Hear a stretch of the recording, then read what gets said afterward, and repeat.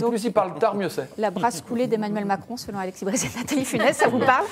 C'est vrai que jusqu'à maintenant, il était dans une conception assez libérale de la laïcité, mais on voit aussi percer chez lui une importance du fait religieux dans la société qui s'accentue. Qui est assez nouveau de la part d'un président de la République, parce qu'il a dit, je cite de mémoire, la République est laïque, pas la société. Il fait part souvent du fait qu'il a été baptisé à 12 ans, de ses aspirations religieuses. Et donc, du coup, on voit qu'il y a une petite orientation de la part d'un président de la République, ce qui est nouveau, effectivement. L'idée de nommer Dominique Schnapper à la tête d'un conseil des sages de la laïcité. J'en suis membre. Vous êtes également membre. Alors, on ne va pas vous demander votre avis. Je ne suis pas sage, mais j'en suis membre.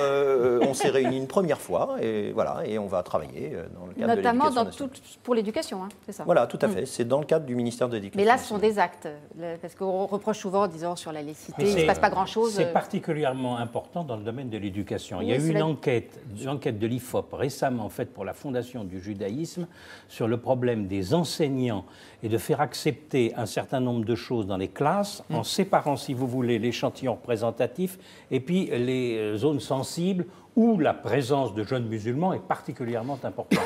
Et là, on voit des problèmes d'enseignants, mais des différences de 15 à 20 points, par exemple, sur la difficulté d'enseigner la Shoah, sur la difficulté... les sciences, par exemple, qui font que le problème dans l'éducation est un problème immédiat majeur. Sur Macron, si vous permettez d'un mot... On est déjà dans le rouge, Jérôme Lafrène. Bon, bah alors, vraiment d'un mot. Je renonce